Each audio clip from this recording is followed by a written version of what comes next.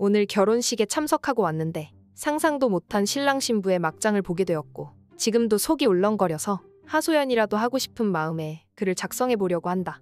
오늘은 대학 시절 같은 동아리였던 두 사람의 결혼식이었다. 신랑은 동기였고 신부는 1년 선배였다. 대학 시절부터 계속 교제를 지속해온 두 사람이 결혼을 한다는 소식에 기쁜 마음으로 참석을 했다. 신랑과는 동기 모임에서 가끔 만났지만 선배인 신부와는 졸업하고 나서는 결혼식에서 처음 만나는 거라서 조금 두근거리는 마음이었다. 결혼식 자체는 안정된 분위기로 순조롭게 진행되었고 하객들의 식사와 함께 피로연이 시작되었다. 동아리에서 친했던 사람들끼리 같은 테이블에 모여서 앉았고 오랜만에 보는 얼굴들도 있어서 반갑기도 하고 서로의 안부를 물으면서 모두가 신나 있었다. 그 중에는 대학 시절에 사귀었던 나의 전 남친도 있었다. 전 남친과 나는 1학년 말쯤에 사귀기 시작해서 졸업 직전까지도 잘 만나고 있었는데 내가 멀리 떨어진 지역으로 취직이 되어서 장거리 연애를 하게 되었고 거의 1년 동안 싸움과 화해를 반복하다가 결국 헤어지고 각자의 인생을 살고 있었다. 전 남친과는 뒤끝 없이 깔끔하게 이별했고 전혀 어색하거나 불편한 사이가 아니었는데 이것이 원인으로 동기의 결혼식 피로연이 막장으로 치닫게 될 줄은 정말 꿈에도 상상하지 못했다. 피로연은 축하의 분위기로 무르익어갔고 나는 동기들과 함께 신랑 신부에게 샴페인을 따라주러 갔다. 두 사람은 정말 행복해 보였고 웨딩드레스를 입은 신부를 보면서 부럽다고 생각했다. 축하한다는 인사를 전하고 내 자리로 돌아가려고 하는데 신부가 말을 걸어왔다. 너희는 아직 결혼 계획 없어? 우리만큼 사귄 지 꽤 오래된 거 아니야? 신부는 우리가 헤어졌다는 사실을 전혀 모르고 있는 것 같았다.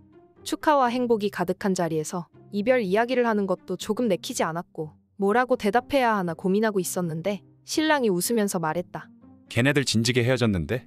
내가 말한 줄 알았는데 모르고 있었구나. 신부는 깜짝 놀란 눈으로 나를 쳐다봤고 나는 어색하게 웃으면서 고개를 끄덕였는데 신부의 얼굴이 갑자기 무섭게 일그러지더니 급기야는 그 자리에서 울음을 터뜨렸다. 너무 갑작스러운 상황에 나와 전 남친은 머릿속에 의문으로 가득 찼고 결혼식 내내 웃는 얼굴이었던 신랑도 당황하면서 신부에게 가까이 다가간 그 순간 피로연장이 울릴 정도의 큰 목소리로 신부가 히스테리를 부리기 시작했다. 어차피 헤어질 거면 처음부터 사귀지를 말았어야지.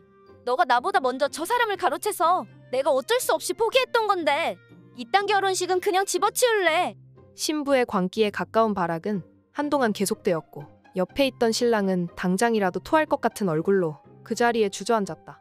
나는 자리에 돌아가도 되는지조차 판단이 서지 않았고 피로연장 단상에서 당황스러운 얼굴로 불편하게 서 있기만 했다. 피로연장의 다른 하객들은 상황 파악이 되지 않은 채로 신부의 급발진을 보면서 다들 조용히 얼어버린 상태였다. 신부의 짜증 섞인 울음소리 이외에는 아무것도 들리지 않았다. 나는 머릿속이 새하얘졌고 지금 무슨 일이 일어난 건지 도무지 이해가 되지 않았다. 다만 눈앞에서 자신의 남편이 될 예정이었던 남자에게 부케를 던지면서 폭언을 퍼붓고 있는 신부를 멍한 눈으로 바라보고 있을 뿐이었다. 시간이 얼마나 흘렀을까. 가족 대기실에서 쉬고 있던 신부의 아버지와 오빠가 피로연장으로 다급하게 뛰어왔고 바닥에 앉아서 울고 있는 신부를 양쪽에서 잡아 일으켜서 밖으로 데려갔다. 신부는 끌려나가는 순간에도 신랑에게 악을 쓰고 있었는데 자세하게 기억은 안 나지만 너 같은 거는 그냥 돈을 잘 벌어올 것 같아서 만난 거였다고. 돈 말고는 너를 좋아할 이유가 조금도 없었어. 라고 말했던 것 같다. 나는 신랑에게 무슨 말을 해야 할지 몰라서 계속 미안하다고 사과를 했는데 사실 나한테 무슨 잘못이 있는지 아직도 잘 모르겠다. 신부의 아버지가 다시 돌아왔는데 오빠는 같이 없는 것으로 보아 신부가 아직도 진정이 되지 않은 것 같았다. 아버지는 허리를 깊이 숙이며 피로연장의 하객들에게 사과의 말을 하기 시작했다. 딸의 결혼식을 축하해 주시기 위해서 멀리서도 많이 와주셨는데 이런 말도 안 되는 상황을 보여드리게 되어서 진심으로 죄송하다는 말씀을 드립니다. 오늘 참석해 주신 분들께는 상황이 정리되는 대로 개인적으로 따로 연락을 드리겠습니다. 피로연장에 있던 사람들은 모두 황당한 기분으로 직원들에게 안내를 받아서 밖으로 나갔는데 뒤를 돌아보니 신랑이 허망한 표정으로 바닥에 주저앉아 있었다. 동기들과 나는 이제 뭐하질 않은 느낌으로 서 있었는데 그때 누군가가 우리에게 말을 걸어왔다. 그 사람은 오늘 결혼식에 참석한 하객 중 한 사람으로 신부의 대학 동기라고 했다. 같은 동아리는 아니었고 나는 초면이었는데 내 동기들 몇 명은 대학 시절에 본 적이 있다면서 반가운 인사를 건넸다.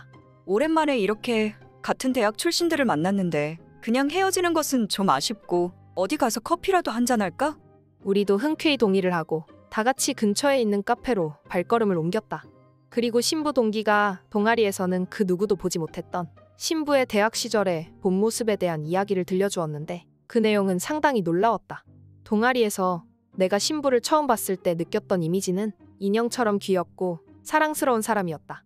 여성스럽고 차분한 성격에 누구에게나 친절하고 무슨 일이든 항상 열심히 하던 모습이 굉장히 인상적이었다. 신부는 동아리의 마스코트 같은 존재로 남학생들에게 인기도 많았다. 그러나 신부의 동기는 모두가 알고 있던 이미지와는 전혀 다른 신부의 본성을 잘 알고 있었다. 신부는 이성에 대한 판단을 오직 돈과 얼굴로만 했다고 한다. 우리 학교는 공대 계열에 우수한 인재가 많고 취업률이 높기로 유명했는데 졸업생들도 대부분 연봉이 높은 회사에 다니고 있었다. 나의 전 남친은 그 학부 내에서도 최고로 성적이 우수한 사람이었고 큰 키에 준수한 외모를 가지고 있었다. 신부는 졸업 후에 고소득자가 될 가능성이 높은 사람이라면 무조건 들이대는 스타일이었는데 그 중에서도 내 전 남친은 비주얼과 능력 그리고 성격까지 신부의 완벽한 이상형이었다고 한다. 그러나 신부보다 내가 먼저 전 남친과 사귀게 되었고 그 당시에 나는 한 번도 이상한 낌새를 느낀 적이 없었는데 신부는 나에게서 전 남친을 가로채기 위해서 수많은 노력과 시도를 했었다고 한다. 그리고 신부 동기는 오늘 신부의 행동을 보고 정말 많이 놀랐다고 했다. 대학 시절 내내 용의주도하게 결혼 상대자를 찾아왔는데 두 사람이 헤어졌다는 이야기를 듣자마자 한순간에 감정에 휘둘려서 결혼식을 망치는 것을 보고 너무 의아한 생각이 들었어. 내가 보기에는 파혼을 작정한 것 같았는데 결혼식을 깨고 자신이 짝사랑했던 사람과 새롭게 결혼할 수 있다는 자신감은 도대체 어디서 나온 건지 이해할 수가 없더라고. 신부 동기의 말에 우리는 모두 고개를 끄덕였고 오늘 신랑이 너무 불쌍해서 눈물이 나올 것 같았다는 누군가의 말에 신부 동기는 이야기를 이어서 했다. 내가 신부와 친구이긴 하지만 솔직히 신부의 원래 인성이라면 결혼식이 무사히 진행되었어도 언젠가는 더 돈 많은 남자를 만나서 당연하게 바람을 피웠을 거야. 신부의 동기는 내 전 남친에게 당부의 말을 했다. 신부는 계산이 빠르고 돈에 환장하는 사람이야. 오늘 일로 분명히 결혼 파탄에 대한 위자료나 피해 금액을 청구당할 텐데 아무 생각 없이 결혼식을 뒤엎지는 않았을 거야. 예전에 짝사랑했던 상대를 되찾기 위해서 앞으로 무슨 짓을 할지 모르니까 조심하는 게 좋을 거야. 이야기를 모두 들은 전 남친은 자신 때문에 결혼식이 엉망이 된 것 같다고 시종일관 미안한 기색을 보였고 동기들은 너 탓이 아니라고 계속 위로를 해주었다. 나는 앞으로 누군가를 만나면 그 사람을 보이는 그대로 믿지 못할 것 같다는 생각이 들었고 내 인생에서 다시는 오늘 같은 사건에 엮이지 않기를 바라고 또 바랐다. 마지막까지 시청해주셔서 고맙습니다. 다음 사연도 많은 관심 부탁드립니다.